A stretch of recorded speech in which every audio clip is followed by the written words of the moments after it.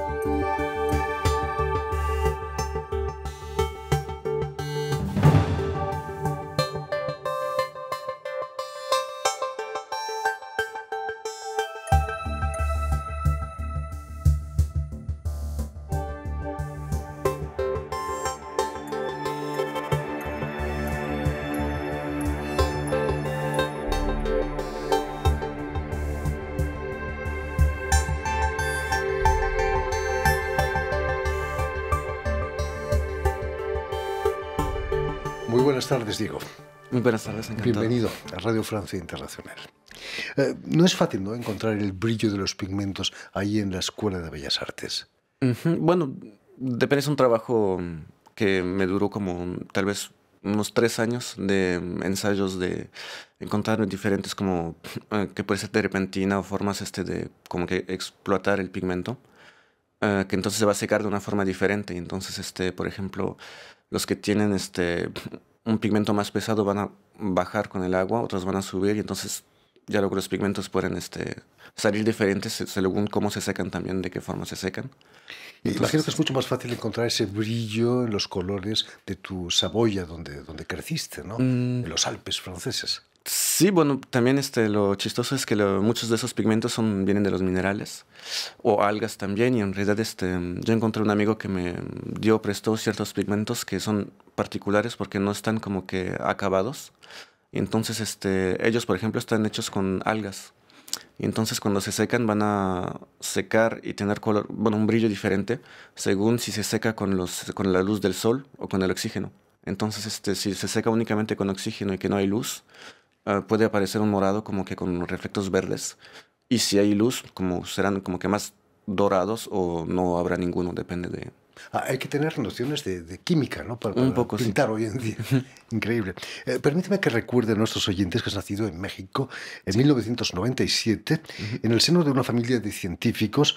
Tu madre es micropaleontóloga. Ajá, exacto. Fue por su trabajo que deciden instalarse allí en los Pirineos franceses. Sí, para que pueda acabar su doctorado, siguió sus estudios ahí, y sí, por eso nos mudamos específicamente en Saboya. Pero cuéntanos, para ignorantes como yo, ¿qué es la micropaleontología? Es una especialización bueno, es medio complicado, pero de la geología. Yo sé que mi mamá estudió mucho las láminas terrestres, las montañas, y ella se especializó en eso porque tiene una pasión como que de descubrir y sobre todo como que ordenar las cosas. Y entonces tiene que ordenar qué tipo de fósil en qué capa, y así va ordenando.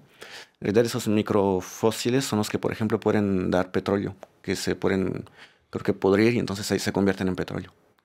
Hacen falta millones de años, ¿no?, para Sí, eso. claro, sí, sí. Bueno, eso ya no le interesa a Donald Trump, seguramente, Sí, si hay que claro. esperar tanto. Sí. ¿Es cierto que ya de niño jugabas con un microscopio? Sí, mi madre me regaló uno, no me acuerdo exactamente de cuántos años tenía, pero estaba en primaria. Y era así un microscopio, bueno, digamos que era mejor que los que podíamos tener en clase de ciencia en la escuela, pero seguía siendo para niños. Y sí tenía láminas para que yo pueda ir a poner lo que yo quería, un pelo, tierra o lo que sea. O agua. Y había intentado una con agua y paja, que dejé yo no me acuerdo, una semana, algo así. Ya luego se pueden ver como que De ahí se forman como que unas bacterias que puedes ver, no son bacterias, pero unos bichitos que se ponen ahí. Qué horror, ¿no? Ahí descubres un mundo nuevo, ¿no? Para ti, un mundo que es invisible para todos si no tienes un microscopio. Sí, bueno, lo descubro, pero también mi madre siempre me estaba hablando de eso. Siempre cuando íbamos en carro me explicaba, mira, esta montaña está torcida. Sí, quiere decir que en esta parte de la montaña debe haber fósiles normalmente. Esta parte es calcárea, esto es calker, esto es roca de esta forma. Y me explicaba más o menos también así. ¿Y vais a buscar fósiles quizás a la montaña alguna vez? Sí, varias veces me llevó, fuimos a buscar amonitas, también con amigos. Me acuerdo que en primaria también, salimos con la clase y mi mamá me llevó a mí mis amigos. Con la escuela, fue una salida de escuela a buscar fósiles justamente. ¿Y qué pasó después de esta casi formación científica para que te dedicases al dibujo, al arte? Pues vino casi naturalmente. Ya desde chico yo dibujaba mucho. Bueno, también pintaba, pero sobre todo mucho más dibujo que pintura. También hacía, modelaba con la tierra. O sea, estaba en clases para niños, para arte en general, no simplemente dibujo. Y no, desde siempre estuve dibujando y nunca me gustaron mucho las ciencias, sobre todo en la escuela, todo eso, pero, o sea, mi mamá nunca me dijo, tienes que ser científico, porque no solamente mi madre es científica, también mi abuelo, mi abuela, mis tíos, todo el mundo es, No la mis primos. decepcionaste de alguna manera. No, para nada. No, para ella es importante hacer lo que nos guste, pero también yo supongo que ve el arte como una forma de ciencia también, que es una... Por supuesto que sí. Eh, Has dicho alguna vez, Diego, que juegas y pintas por miedo al aburrimiento. ¿Cómo fue tu infancia ahí en Chambéry? ¿Era Chambéry, sí. en Chambéry, en los Alpes franceses? Pues fue muy bonito porque como entre un pueblo, una ciudad chica, yo era muy libre. O sea, me iba a la escuela solito, no estaba el parque y desde chico nos íbamos al lago. Y no sé, ya luego hasta desde el colegio podíamos hacer stop para ir al lago, a la montaña, hacer cabañas o sea, realmente libre. O sea, no, a veces cuando platico con amigos aquí de París, ellos no tenían para nada esa infancia de ir a hacer como que aventuras a la montaña y cosas así. Entonces, salía mucho, pero sí, no, tuve realmente una infancia bastante libre. Libre, ¿no? Casi Sí. salvaje, casi, ¿no? Sí. Me imagino que cuando te instalas en París para estudiar en la Escuela de Bellas Artes, fue un cambio brutal, ¿no? Para ti. Sí, sí, sí. Al principio no me gustaba mucho París, pero bueno, no es que no me guste mucho. Yo también viví en la Ciudad de México, que es las ciudades grandes. Es particular, a mí es cierto que me gusta y salir, ir a la campaña, el aire también no tiene el mismo olor, o sea, todo es diferente, pero, o sea, sí me gusta porque puedo ver muchas cosas, están los museos, pero sí es diferente, es más, Me contabas que solo has vivido un año ahí en México, en Ciudad de Ujú. México. Sí, sí. ¿Cómo viviste esa primera vez cuando llegas a México? La tierra de tus padres. Pues fue muy diferente porque cuando iba de vacaciones y era muy chico, ahí fui bueno, a hacer mis años de estudio, todo fue mi año de estudio, que al principio fue muy difícil porque me tenía que levantar a las 5 de la mañana para ir a la escuela. Dios santo. Ujú. Y pero fue muy bonito porque finalmente no fui tanto a la escuela, bueno, tuve que repasar ese año aquí en Francia, porque mi papá me dijo, mira, como te vas a quedar un año, yo te voy a hacer viajar. Y él también es geólogo, no es micropaleontólogo, él se ocupa más de hacer cartografía de los soterranos de las montañas para saber si hay ciertos metales como oro o lo que sea. Y entonces me llevó a su trabajo, fui a trabajar con él. Bueno, no a trabajar, yo lo acompañaba nada más. Y creo que fui durante un mes y medio, 2 meses. Fue larguísimo, y conocí realmente una experiencia fantástica que yo pienso que hasta personas que son reporteros no podrían vivir porque eran en unos lugares que no tienes mucho acceso, donde había gente que vivía ahí y había todo era una... La gente se entendía entre los geólogos, los que vivían ahí, y también había narcotraficantes. Entonces, era realmente increíble. Entonces, por ejemplo, mi papá tuvo que pedir la autorización si yo podía estar aquí. Entonces era así a condición que no haya los iPhone, no hay nada de cámaras de nada. Y nada de teléfono. Entonces yo nada más tenía un iPod y eso tenía derecho con el iPod, pero no tenía derecho ni tomar fotos ni nada. Y fue muy bonito. Yo me la pasaba sobre todo con los perros. Cada geólogo tenía un perro. Y como bueno, están en el campo, cuando hay un micropueblo que le decían el pueblo del alacrán, porque tenía como que una forma de alacrán. Y ya cuando iban a trabajar más cerca de las minas, se van abajo, que es realmente ya no es un pueblo, es un campo y ahí hay animales salvajes. Entonces cada geólogo trae un perro. Entonces los perros se hacen como que una manada y marcan el territorio y eso protege a los geólogos de un peligro que pueden ser animales o lo que sea. Entonces yo me la pasaba jugando con esos perros. Y a pesar de esa felicidad allí en México, Ujú. vas a inscribirte en Bellas Artes aquí en París. Sí. Para entrar en Bellas Artes no es tan fácil, ¿no? Mm, pues no, es una escuela que es bastante difícil de entrar.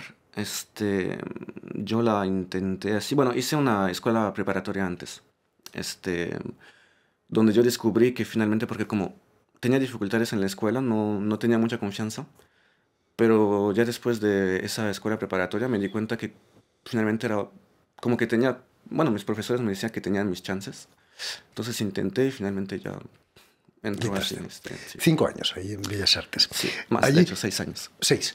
Vas a trabajar en el taller de Stéphane Calais, un artista francés que utiliza diversas técnicas desviándolas Ujú. de su función habitual. ¿De qué modo ha marcado tu manera de ver el arte, Stéphane Calais? Pues es bastante particular porque en realidad cuando estás en esa escuela te puedes esperar a estar como que algo muy escolar justamente. Y en realidad no es para nada así. Tenemos nuestro taller, nosotros éramos como 30 creo, algo así. Y él viene 2 veces por semana, a veces 3, que es de los profes que vienen lo más seguido. Entonces a veces nosotros nos la pasamos trabajando sin él. Y ya cuando tenemos nuevas piezas o preguntas, él viene y te platica, pero no es tanto como que, tienes que hacer esto, intentaste hacerlo así, o no, esto está bien. Es más bien como pura discusión. Y mi profe, él se adapta también mucho a los estudiantes. Cuando ve que hay un estudiante que necesita como que mucho apoyo, consejos, le va a dar más tiempo. Cuando ve, por ejemplo, yo que era bastante autónomo, más sí me daba consejos, pero más bien platicábamos de lo que yo hacía, más que, podrías hacer esto, o mira, yo hice así o no. Era más bien ¿y qué piensas? Pues mira, puedes pensar de cómo lo puedes exponer, o voltéalo, o haz otro de otra forma, pero eran más como que, o sea, me dejó también como mi madre mucha libertad. Es casi una discusión entre colegas, ¿no? Sí, Casi, sí, sí, sí. naturalmente. Ujú. En tu trabajo, Diego, utilizas flores que tú mismo has cortado ahí en las Ajá, montañas de los sí. Alpes. Es una manera de mantener el recuerdo, una manera de luchar contra la nostalgia, quizás, Ujú, yo de pienso tu que sí. Saboya. Hay como una forma así de querer conservar los recuerdos o un objeto, casi como un objeto. A mí siempre me gusta recuperar objetos que para mí son mágicos, que pueden ser como anillos de mi madre o una flor que me regalaron o lo que sea. Y esas flores que yo voy a recuperar son también momentos cuando yo estoy con mi mamá que me lleva, entonces yo escojo las flores, sabiendo que o sea, las escojo realmente. Tienen que tener una cierta talla, porque si son muy chicas, sé que no van a resistir a la tinta que yo les he hecho, entonces no sirve de nada. Entonces es una forma también de tener, o sea, de conservar los recuerdos, pero también un día me pensé que era también casi como ir a comprar pinceles, este, porque es literalmente para mis pinturas, entonces también como ir a recuperar el material que necesito para producir mis pinturas. En el fondo, tu madre hace lo mismo con esos recuerdos fósiles Sí, de millones de ujú, años, ¿no? sí, es cierto. Duran mucho tiempo esos, Sí, esos recuerdos. mucho. La delicadeza de tus flores la mezclas con una cierta violencia con la Ujú, pintura en spray que ujú. utilizan los grafiteros, que son en cierto modo delincuentes también, ¿no? Sí, sí, sí, cierto. De hecho, muchas personas me preguntaron si yo hacía grafitis ¿Y haces y grafitis? no, para nada. Yo nunca hice. En realidad, cuando vi esas bombas de pintura, pensé que era o sea, una forma muy fácil, muy casi instantánea de recuperar un resultado, que en ese momento yo es lo que buscaba, donde al principio yo dibujaba mucho y como que me cansé un poco y quise encontrar formas instantáneas de tener un resultado. Si quería una flor, de una forma instantánea. Entonces, pues fui El a spray. tomar una flor, la ocupé así y poco a poco así fui descubriendo ese tipo de pintura. Esos materiales los recoges por el suelo Ujú. y por el suelo es precisamente el título de una de las obras expuestas Sí. el pasado verano en una galería en París, en pleno Saint-Germain, Ujú. por la que obtuviste el premio de los Jueves de Bellas Artes, ¿no? Sí. Ujú. Eh, que era una especie de ventana Sí, con exacto, sí. unos árboles, ¿no? Es muy Ujú. nostálgica también la obra. Sí, sí, sí. De hecho, tiene dos versiones. Un día hice una que es, para mí otra, que no es pintura literalmente, pero es una forma de pintar, donde recupero esos objetos, los voy asemblando hasta que yo encuentro como que un equilibrio que me parece como que bueno, o sea, como una pintura, yo lo reconozco así. Y sí, es una vieja ventana que yo recuperé en Bellas Artes, que era un regalo a una persona y esa persona me lo regaló a mí. Y sí, es una vieja ventana que, o sea, se ve que pasó años, que tiene como que, se siente que tiene como que historia, algo. Y yo de ahí lo ocupé literalmente como una ventana. Esa pintura es más bien, es un objeto pintura, no es literalmente una pintura para mí. El diploma de fin de carrera lo obtienes con un trabajo que titulas Hacer trampa es un juego de niños.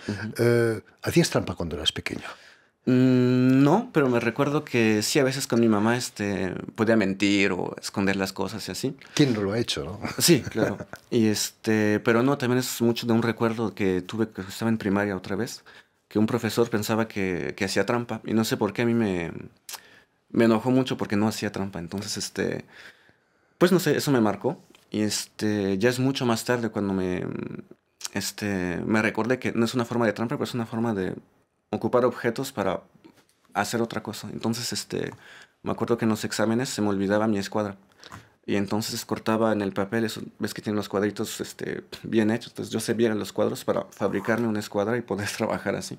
Porque si no me iban a regañar que se me olvidó la escuadra, que no sé qué. No solo es un juego de niños, hay muchos tramposos adultos también, ¿no? Sí, claro. Demasiados, quizás. Pero volvamos, Diego, a la exposición que inauguras el próximo jueves, 15 de enero, con el título de Fuera, en la Galería Lara Vinci, aquí en París, en pleno Saint-Germain-des-Prés. No está mal para un joven artista como tú exponer en pleno Saint-Germain-des-Prés, ¿no? Sí, no, estoy muy contento y orgulloso es una suerte de... Rue de Seine, además, ¿no? Rue de Seine. Sí, Justo al lado de cerca, Bellas Artes, además. Sí, que es un muy buen lugar también. Imagino que el título Fuera hace referencia a los espacios abiertos de los Alpes, más que a la destitución de un político corrupto, ¿no? O tramposo. Claro. Sí, bueno, yo esa pintura la había hecho antes. Y es cierto que se puede ver de esa forma también, pero no, yo no, o sea, intento no implicarme políticamente en las cosas, sobre todo que todavía por mí soy un poco joven, y sobre todo que no es el propósito de mis pinturas, es sobre todo hablar de casi con una nostalgia personal, de una infancia, también de vivir fuera. Vivir fuera, pero también escogí esa palabra porque es fuera de como que saltes ahorita a jugar, fuera como que fuera o sea, de la casa, del exterior. Y también de las palabras, que es casi como un condicional, una promesa de que, si fuera, y no es decir si hubiera sido, es si fuera así. Es como una promesa que no sé cómo tanto explicarlo ahora mismo, porque, bueno, eso estudié sobre todo el francés, pero lo he visto hace poco, que sí hay una verdadera implicación emocional ocupando esa palabra es un futuro en el que crees. Entonces, El problema o lo maravilloso es que una vez acabada la obra de arte, el espectador hace lo que quiere con ella, ¿no? Sí, claro. Puede pensar que es fuera Maduro o fuera Trump, quién sabe, ¿no? Sí, que a mí, en ese caso a mí no me... Al contrario, no es ningún problema para mí. Es como tener un hijo, luego hace lo que quiere. Sí, pues sí. En fin, pues ya lo saben. El jueves 15 de enero se inaugura en la exposición Fuera del artista franco-mexicano Diego García Lara en la Galería Lara Vinci, en pleno Saint-Germain-des-Prés, en el 47 de la Rue de Seine, aquí en París. Exacto. Muchísimas gracias, Diego. Mucho éxito en esta exposición. Permíteme también que dé las gracias a Vanessa Loiseau y a Jean Bourdelas, quienes se han ocupado hoy de la realización del programa, y también saludar a nuestros telespectadores, porque nos siguen en toda América, desde Chicago hasta la Patagonia, gracias a una cadena de televisión que se llama UCL, un canal latino, y una red que se llama TAL, que reúne televisoras públicas y universitarias de los dos continentes. Y a ustedes, muchísimas gracias por su atención y les damos cita para una nueva edición de El Invitado de Radio Francia Internacional.